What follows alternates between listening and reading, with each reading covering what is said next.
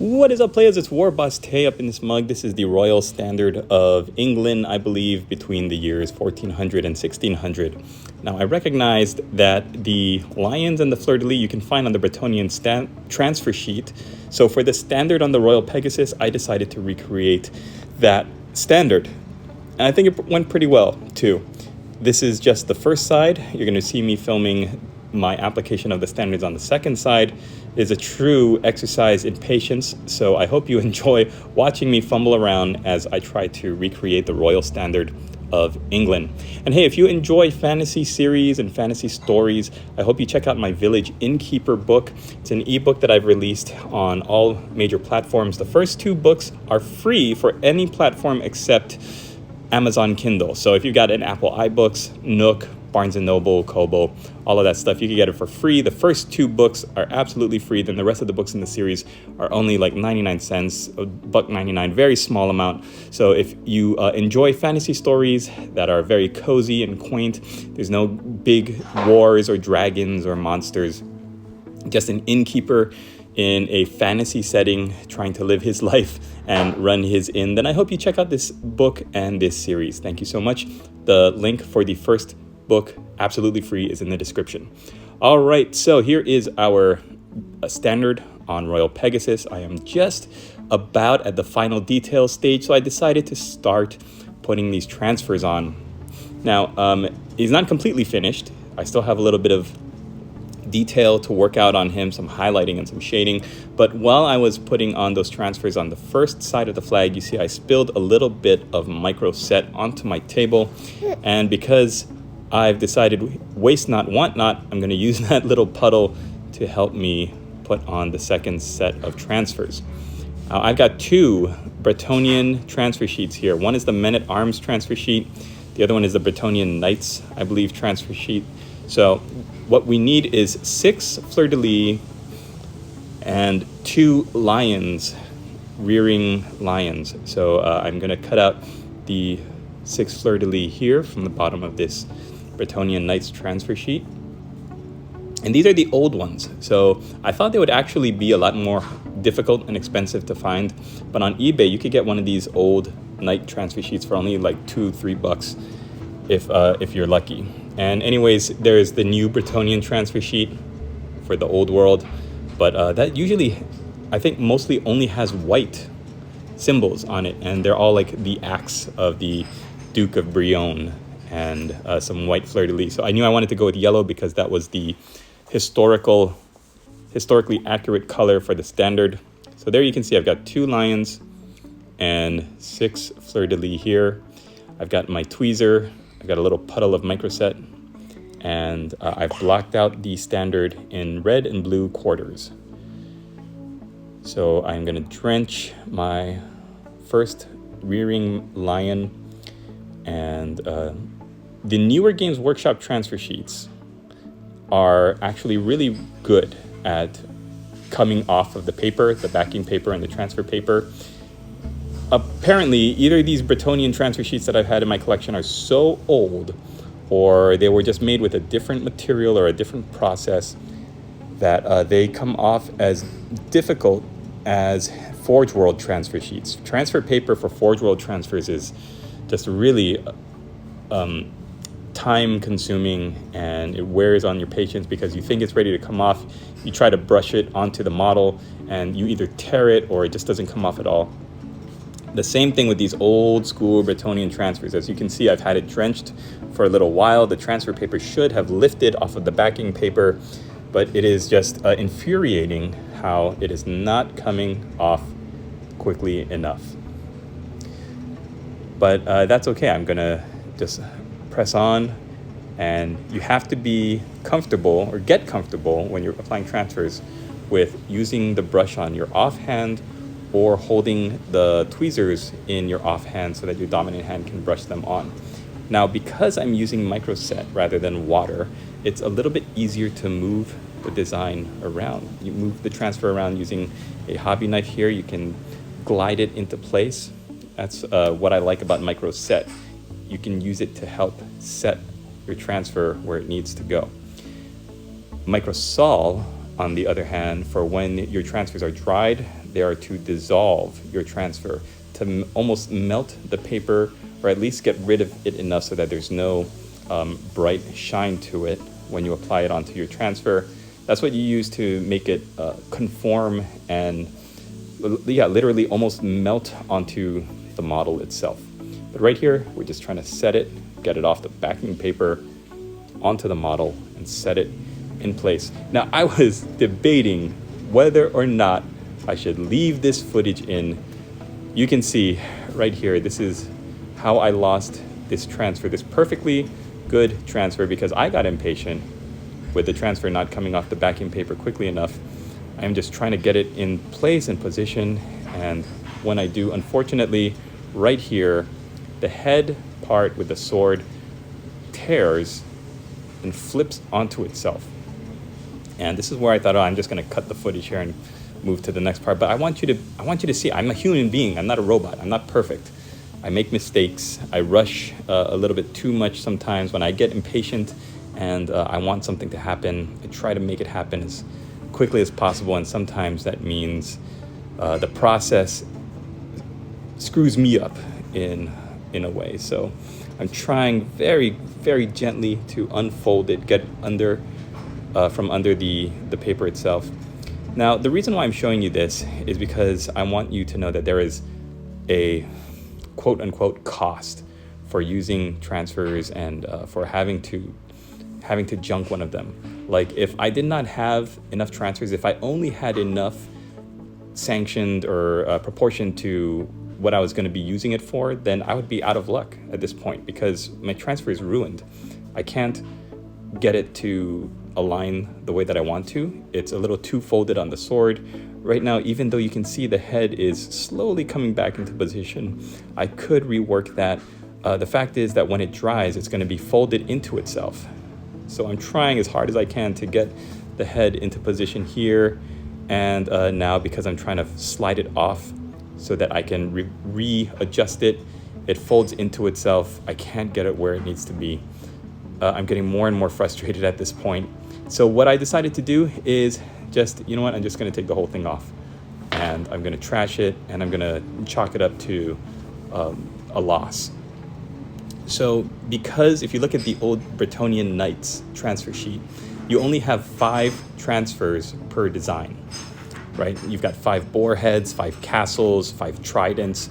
So your Bretonnian Knight, if you screw up one of those transfers like I did, then you're either going to need to freehand paint it on or cover it up or just do something, because this is a terrible waste of a transfer. I really am upset with myself that I had to just trash the whole thing. But like I said, I want you to know that I am not perfect, and I want you to know that this happens more often than not just because we're trying to cut corners, or you get distracted, or you're not paying 100% attention to what you're doing. I think at the time when I was making this mistake, my baby daughter was crawling around in front of me on her playmat, and I was distracted watching her and enjoying her, laughing and having a good time. And so I wasn't completely paying attention to the transfer. So just be careful when working with transfers, especially if you only have enough to fit whatever design you're working on, because otherwise you're going to need to freehand or, like I said, cover it up and find another solution. Now, I'm going back to the Bretonnian Man-at-Arms transfer sheet because this one actually has 10 of these rearing lions. They were in Warhammer Fantasy. The standard go-to design was the yellow lion off of the red and blue backing. So that's why there's so many that I can use. Unfortunately, it does grate on me a little bit that I'm going to be down 1 lion for other designs that probably could have been avoided if I had just been a little bit more careful. While that lion is getting saturated with the microset, I'm going to be moving on to the fleur-de-lis. You saw that I took my tweezers there and I just dipped it in that little puddle of microset. So hopefully that's going to saturate, sink in, and then I can more easier lift it, because as you can see again, it is giving me a little bit of a difficult time. I should probably have just dipped it in the transfer or the microset rather, and just left it on my wet palette there. but I am just trying to get this done as quickly as possible.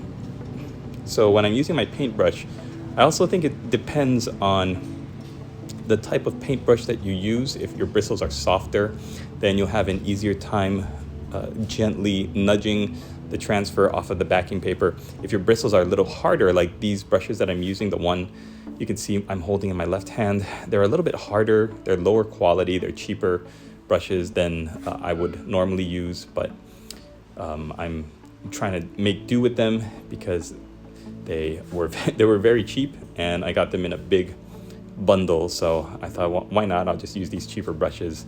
Unfortunately, the bristles are a little bit harder and more likely to tear transfer paper. Luckily, I did get it on. Unfortunately, I didn't realize when doing this that molded onto the miniature is like a little lock, like a combination lock or like a key and a lock, and it's hanging off of the model. It's right on the top border there, or it's like a shield, or it's like some kind of little fetish that's been attached to the flag itself, and it's underneath the transfer paper. It's right square dead center of this where I need the design to be. So I'm just taking my hobby knife and I'm moving it around there. Now, after I was able to free that transfer paper, you can see on the design, it's a little bit to the right of the transfer now. I decided to go in and do the first fleur-de-lis. It was very simple, just using the same transfer paper that you saw me saturate earlier. I just held it with a tweezer, lifted one, put it on the bottom right, lifted the second one, put it in the upper left. But I am now trying to readjust it and put it into place. Once your transfer is down, another reason why I really like using microset instead of water, if I had used straight regular water, the transfer would really be sticking to the model right now. It would be a lot harder to move it around.